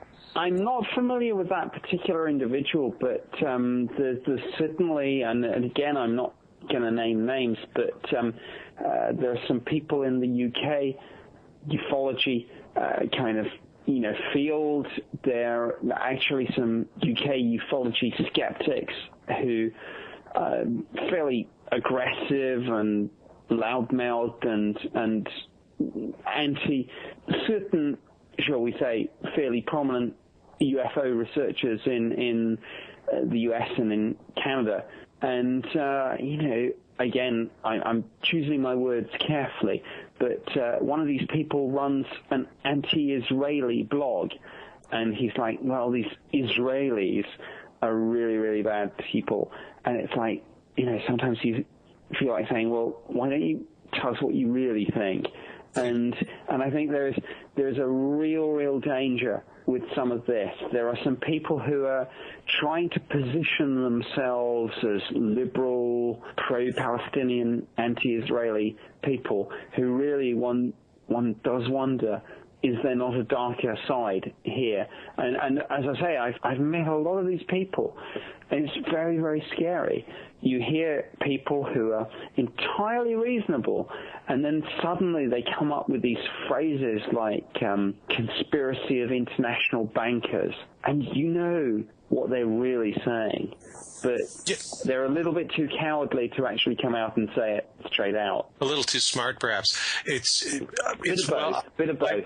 Yeah, I've studied sort of anti-Semitism and conspiracy theorism for years, and there are catchphrases. There are, you can be anti-Israel in terms of the policies pursued by the Israeli government. Of course, I know. I have many Jewish friends, and I know an awful lot of them who are not necessarily comfortable with what the current state of Israel is doing in terms of the government, the policy, whatever.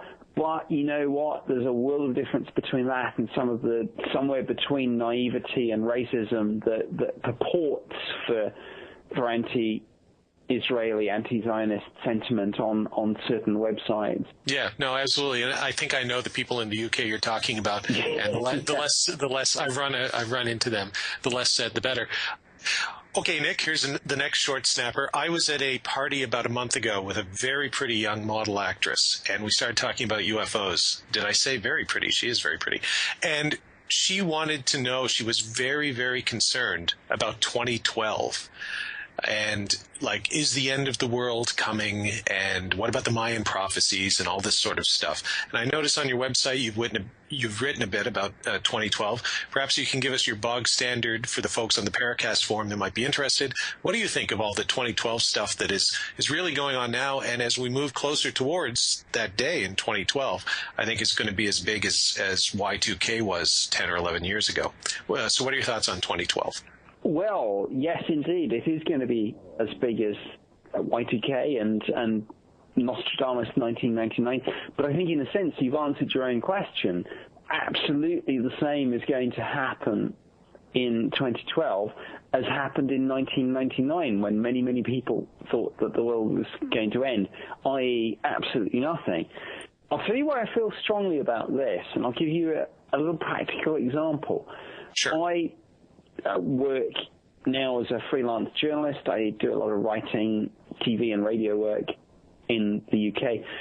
The other day I was doing something for the BBC, and I was doing a radio interview with one of the BBC's regional programs. And before we got started, the presenter said, Nick, she said, can you send a message to a 14-year-old boy who actually is refusing to do his homework because he said the world's going to end in 2012 and there's no point in studying. And I was absolutely flabbergasted. And I thought, my goodness, if this is the sort of effect that this is having, then I do need to speak out on this. And so, yes, on my website, I have an essay where I point out that, again, not wanting to sound too flippant about it, but every year I buy a calendar. And at the end of every year, my calendar runs out, and I throw it away. But just because my calendar runs out, it doesn't mean the world ends. It just means I buy another calendar. So when people talk about the Mayan calendar, or to get this technically correct, I think the Mesoamerican long count calendar. Sure. Just because that finishes, it doesn't mean the world ends. We don't have a mindset, not least because so few codexes survive of these people. We don't have a mindset into what these people believed, what they thought, their religion, their belief systems. So, I'm absolutely a believer that 2012 is going to be an interesting situation, and if people use that to reassess their lives, their philosophy, then that's a great thing. But if people think that the world's going to end, if people want to hook up with cults, as we saw all too tragically in relation to Hale Bopp and Heaven's Gate, for example, then that's a dreadful thing.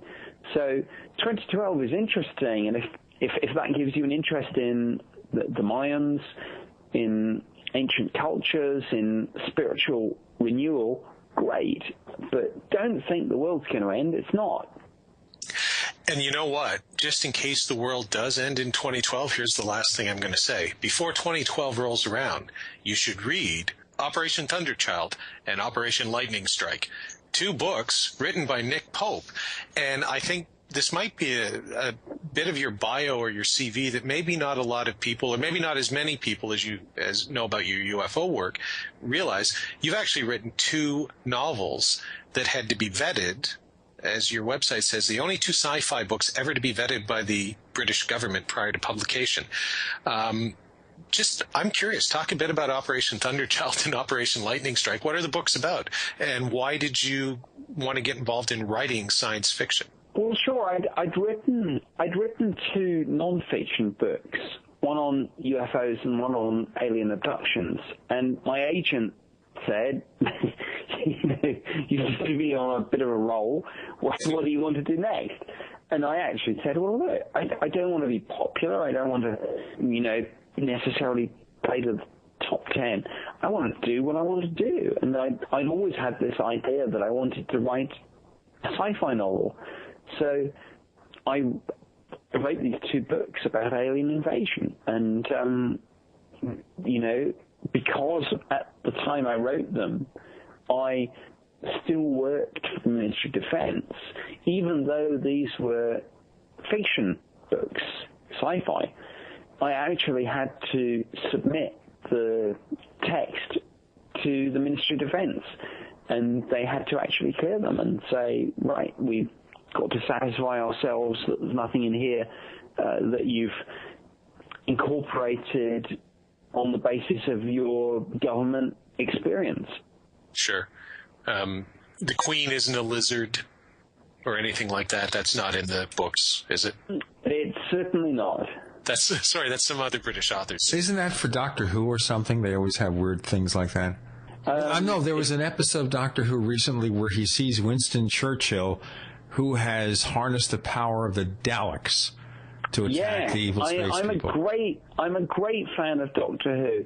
Even I have to admit that episode was a little bit disappointing. Yeah. Staying on the science fiction thing for just a second, here's a quick question for you, Nick. If you had the opportunity to write for any sci-fi television show, past or present, I won't say future because we don't know what they are, but if you could pick one that's going on today or has aired at any time on television in the past, which one would you like to write for or be involved in as a consultant? Which is kind of like asking you what your favorite science fiction show is. But I've always believed that you can learn a lot about people by asking them what their favorite science fiction television series is. So which one would you pick and why?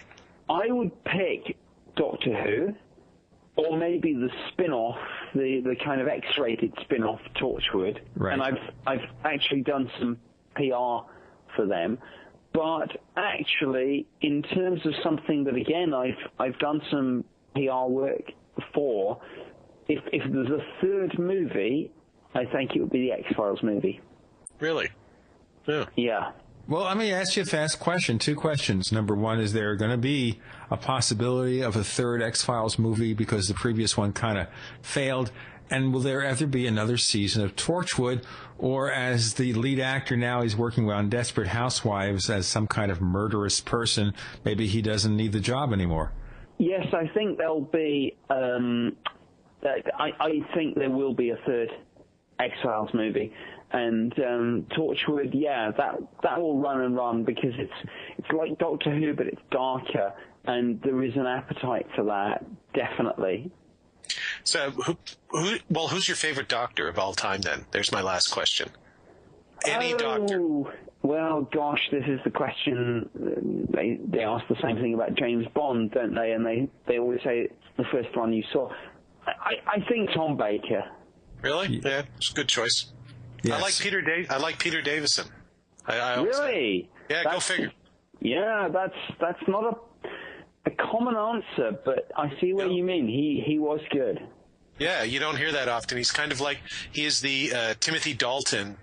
As Timothy Dalton's to Bond, Peter Davison is to Doctor Who. He's the forgotten one who was really good, but nobody ever really liked him very much. Well, of course, you see a lot of the current fans and new fans of the show don't remember Tom Baker, but he had that wackiness with the crazy curly hair and everything that I think embodied Doctor Who. What about the one before the current one? The current one hasn't been doing it long enough to really make a judgment.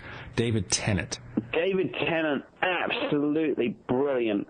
I mean, one of the best actors that you could conceive of, and just the kind of line that he trod between genius and madness and brilliance and sadness. I mean, brilliant acting. Brilliant.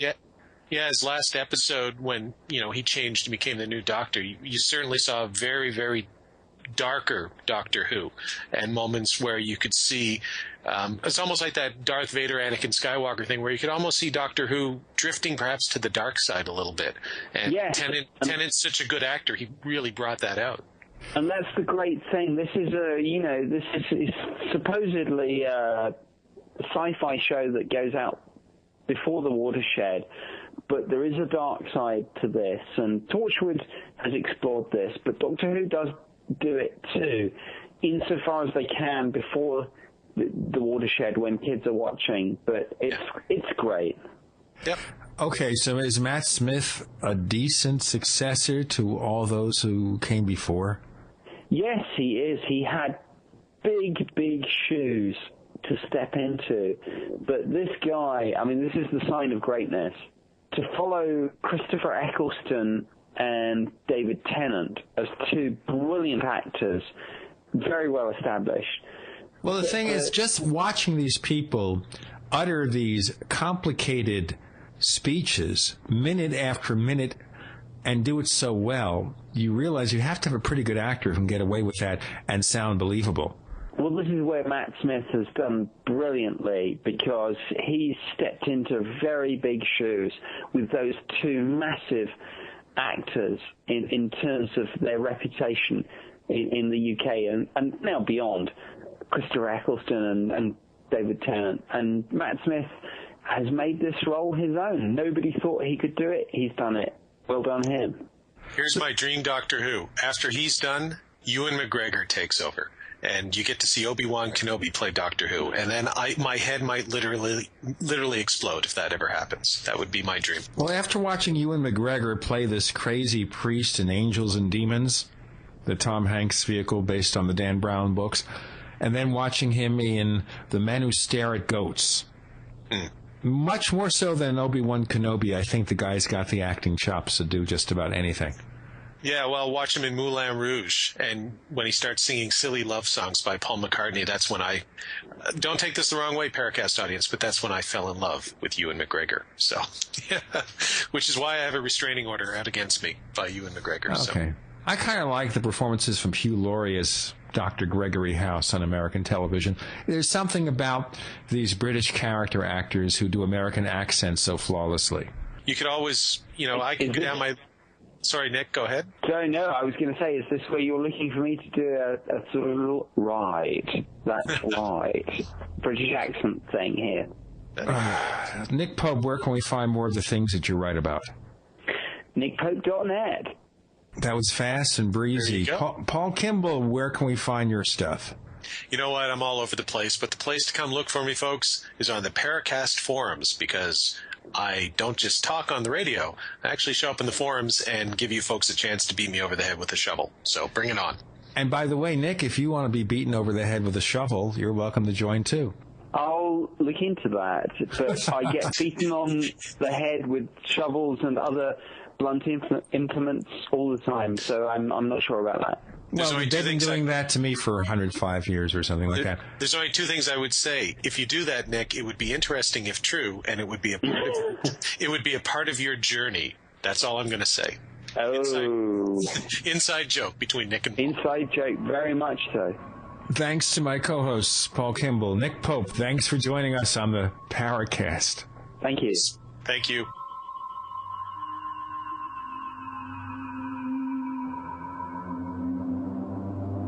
The Paracast, the gold standard of Paranormal Radio, is a copyrighted presentation of Making the Impossible Incorporated. Tune in next week for a new adventure in The Paracast.